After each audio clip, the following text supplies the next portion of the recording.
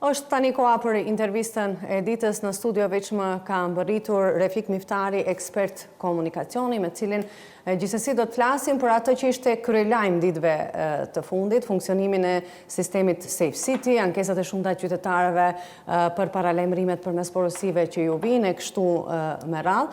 Zoti Miftari, mirë se erdhët në Alsat. Mirë se ju gjetëm dhe faleminderit për ftesën dhe për mundësinë.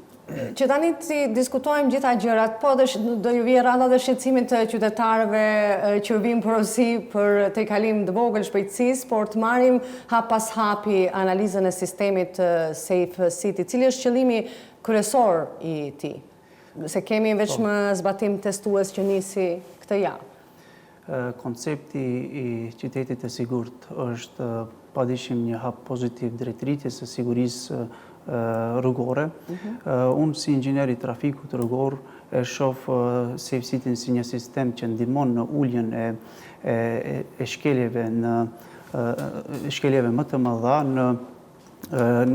dhe krijimin e një niveli më të lartë të disiplinës në qarkullim. Kulturës në trafik.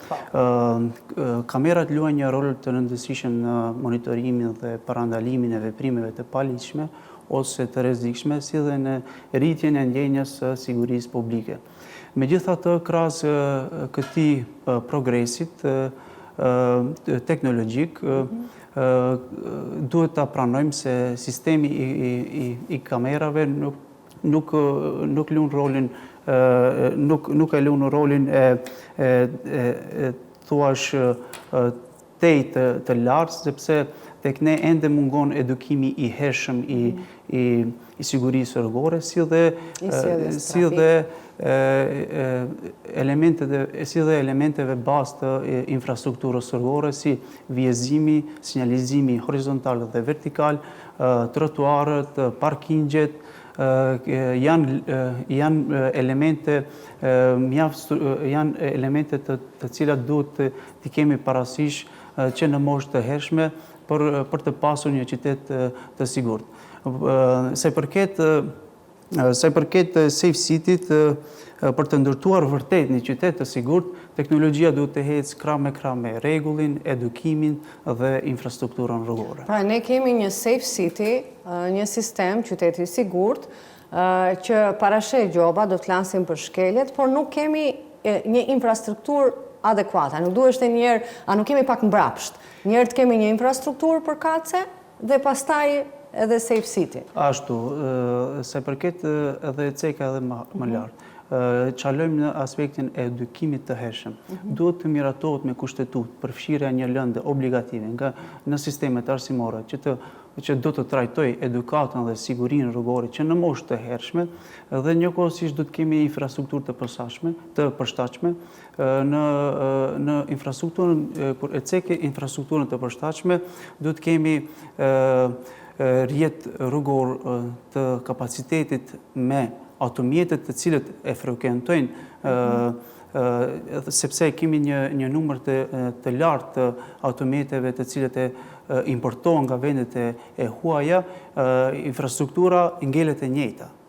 Edhe këtu qalojmë... Nuk ka përmirësim, makinat shtohen, rrugët mbeten ato. Rrugët ngelen ato.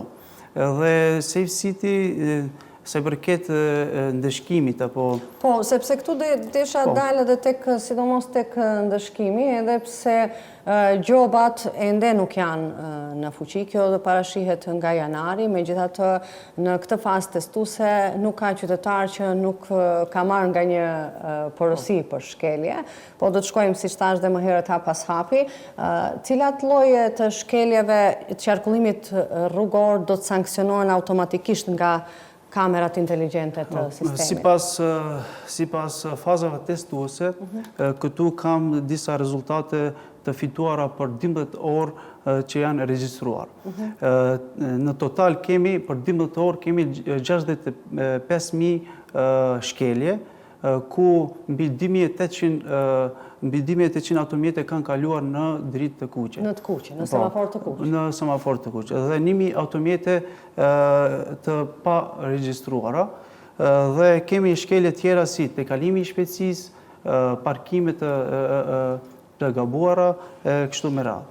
Një ndër ato shkelje që janë më të shpeshta që pasqyron si rezultat negativ është hyrja në semafor në dritën e kuqe, pastaj kemi parkim të papërshtatshëm në disa zonët të qytetit, për shkak se mungon edhe nëse e shohim edhe në kokë banori mungon edhe sipërfaqja e vend parkimeve. Pra, këto statistika ka prej ditësh që përfliten, për tejkalim shpejtësisë kishim një shifër të lartë, pastaj për makinat e paregjistruara që numri mund të jetë shumë më i madh. Numri ishte 1000 ishte herën e fundit që u publikua, por mund të jetë edhe shumë më i madh, përmendet edhe parkimet, por sa vërtet parkimet e palejuara përfshihen shkelje, sa i përfshin Safe City me automatizëm, kur shohim që kemi rrugë që janë të stërngarkuara dhe kemi makina cilat bllokojnë korsin e dytë. Janë më shumë pjesë të Shkupit. E kemi rrugën për në Çajiri, njohur si Ajapash, asnjëherë atje nuk e 2 korsi. Kemi pastaj në Partizanskat, atje është gjithmonë e mbigarkuar korsia e dytë. Sa në vërtet këto parkimet gabuara do të evidentohen, sepse nuk shohim që dikush është ankuar që ka marrë porosi për parkim të gabuara përmes rrugës.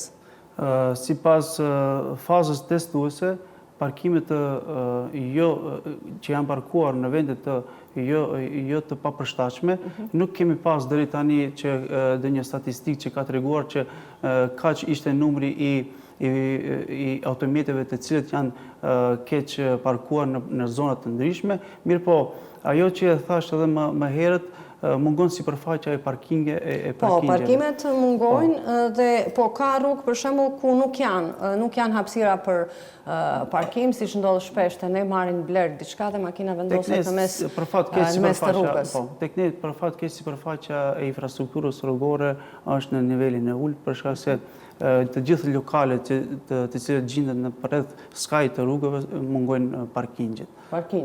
Apo dyqanet nuk kanë parkingjet e tyre.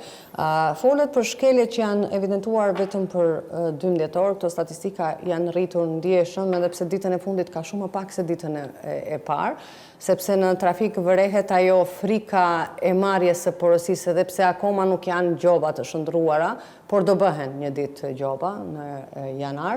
Megjithatë, mund të presim që të ketë tolerancë për tejkalim të shpejtësisë për vetëm 10 km/h, sepse ka shumë qytetarë ankohen që kanë marrë porosinë dhe njoftimin për tejkalim të vetëm 1, 2, 3, 4 të shpejtësisë. Dhe sa këtu mund të jetë ajo marzha e gabimit? Toleranca e shpejtësisë, pika që u diskutua më shumti në opinion ishte se përket fazave të testimit, në këto faza ishte zero tolerancë. Mirë po, nëse shohim në vendet e Bashkimit Evropian, ka disa strategji se përket fazave të tolerancës të ndëshkimit.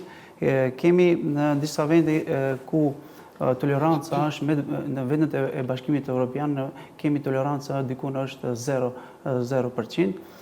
Kemi në disa vende ku 10% e tolerancës është shpejtësia e lejuar në jashtë vendbanimeve, ndërsa në brenda vendbanimeve kemi 0%, dhe kemi diku në për vendet e Bashkimit Evropian ku toleranca është 10% në të gjithë rrjetin rrugor, brenda dhe jashtë vendbanimeve. Mirë po, nëse shohmi se përket tek ne 50%, nëse për shembull nëse shohmi 50 km në orë, i bie që 5% e tolerancës nga ajo 10%. Në autostrada i bie që toleranca, nëse është shpejtësia e lejuar 130 km/h, 13% i bie 13 km/h në ato pjesë të zonës. Pra, shumica e vendeve të Bashkimit Evropian e kanë tolerancën për shkak të mundësisë së gabimit qoftë të makinës, qoftë sistemit. Po të ne, nëse vazhdohet në këtë formë edhe kur të nisin gjorbat, i bie që çdo qytetar do gjobitet. Me 51 do gjobitet nëse nuk ka një prag tolerancë. Dhe ajo bie që do goditet qytetari ju rëndon? Nëse shohmi Bashkimin Evropian, ka në aspektin e infrastrukturës, ka cilësi më të lartë e infrastrukturës, ka edukim më të hershëm, ka sinjalistik të sinkronizuar, ka transport publik të mirëfillt, mirë po në krahasim me vendin tonë, ato kushtojnë shumë rëndësi investimit në infrastrukturë, në edukim edhe kështu me radhë. Pra, gjë që për momentin mungon të ne, nuk kemi transport si qalojmë, duhet, rrugët i kemi si që janë në nivellet më të ullët që të zhvillimit. Dhe po flasim për këtë që nesër do shndrohen në gjoba për qytetarë gjithmonë nëse nuk ndryshohet kjo me 51, 52, 53 për kalim të shpejtësisë minimale, ndërsa kemi nga ana tjetër çfarë ndodh me zyrtarët. Ata do ta kenë shpejtësinë, sepse edhe ligji e parasheh kur sipas nevojës do ta kenë shpejtësinë e lejuar, do ta kenë edhe autoambulantës, do ta kenë edhe zjarfikësit, por për ata zyrtarë që nuk e kanë të lejuar, por që keq përdorin dritat e rotacionit për çdo gjë. Çfarë ndodh me ta? Çfarë ndodh me ato? Duhet Ministria e Punëve të Mbrëmshme të selektojë ato automjetet të cilët ose të jetë më në në hapësirat publike që t'i selektojë ato automjetet të cilët i keq përdorin ato, mirë po automjetet të cilat si e cekat, ato ambulancat, automjetet zjarfikësit e kështu, ato nuk do shkojnë për shkak se në moment që janë të ndezura rotacionet, nuk kanë me safe city, nuk duhet të ndeshkohet për shkak se nuk duhet shifet me ligj ose nuk duhet të miratohet me... Pra i që duhet të mendohet edhe për keqpërdorimin e rotacionit, sepse mos t'i bie që pastaj që safe city t'jetë bërë vetëm për gjobitur qytetarin dhe jo zyrtarin që keqpërdor, apo hipotetikisht po flasim gjithnjë. Se përket ndeshkimit, duhet një model i mirëfillt se përket safe city të ketë një metodë të cilën do të ndeshkohen të gjithë ato që bëjnë veprime të paligjshme ose të rrezikshme, duhet të ketë një strategji më afatgjate, sepse nuk është vetëm qëllimi të ndeshkosh qytetarin, duhet të krijosh kushte. Si që e ceka edhe më parë, të krijojmë infrastrukturë të përshtatshme, të krijojmë parkingje në zonat ku kemi vendbanime, të kemi transport publik të mirëfillt, që të reduktohet densitetia e trafikut rrugor. Po, që kryeqyteti zakonisht e ka densimin më të lartë. Po, pastaj si do të ndeshkohen sjelljet e këqija të drejtuesve të automjeteve, si përdorimi i telefonit gjatë vozitjes apo mos vendosja e rripit të sigurimit? Se përket ligjit të fundit që ishte, se përket telefonit mobil gjatë drejtimit të automjetit, telefoni mobil është aktiv gjatë drejtimit të automjetit, për shembull. Nëse e vendosmi rripjen e sigurisë, në ligje kemi dikon 25 euro apo 50 euro, nëse e shohim në aspektin teknik, cili është aktiv dhe cili është pasiv që shkakton aksidente, gjithmonë kemi telefonin mobil që shkakton aksidente. Mirë po, nëpërmjet safe city do të evidentohen edhe këto. Pra dhe nëse bisedon celular. Në telefon duhet të evidentohet si shkelje. Dhe të ndeshkohet me atë ligj me atë ndeshkim që do miratohet me kushtetutë. Dhe thoni që numri më i madh aksidenteve ndodh pikërisht për shkak të bisedave në celular gjatë drejtimit të makinës, mos vendosjen e rripit sigurimit në makinë, por kjo mos vendosja apo vendosja e rripit zakonisht bëhet për t'u shmangur gjobës. Sa kemi kulturë në këtë drejtim, sa jemi të vetëdijshëm për rrezikun e përdorimit celularit gjatë drejtimit makinës? Sa i përket faktorit njeri, kemi një sër shkeljes që e bëjmë te kalimin e shpejtësisë, pastaj kemi telefon mobil gjatë drejtimit të automjetit, pastaj kemi mos vendosja e rripit të sigurisë, ka një sër faktorësh dhe jo rastisht kemi 85% e aksidenteve ndodhin nga faktori njeri për shkak të këtyre sjelljeve të cilët nuk janë të kujdesshëm gjatë drejtimit të automjetit. Edhe do të evidentohen, sikur u evidentu mbi 2800 automjete kanë kaluar në semafor të kuq. Dhe çfarë tregon kjo mbi kulturën e komunikacionit shoferëve në vend, numri i lartë i shkeljeve, nëse nuk gabojmë ishte diku 77 në çdo minutë? Po, se përket shkeljeve është një pasqyrë e pahishme se përket se përket faktorit njeri, dhe duhet gjithmonë të kemi një strategji sa më afatgjate. Kur them strategji sa më afatgjate, duhet si që ka dhe më parë, të miratojmë me kushtetut përfshira një lëndë obligative që duhet të trajtohet. Po, pastaj të kemi një infrastrukturë sa më të përshtatshme, të kemi një strategji sa më afatgjate, sepse si që ka dhe më parë, për të ndërtuar një qytet vërtet të sigurt, teknologjia duhet të ecë krah me krah me edukimin, rregullat dhe infrastrukturën. Edhe jo njëherë siguria, pastaj edukimi.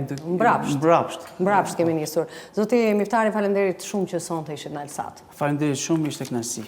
Ne vazhdojmë me informacione të tjera.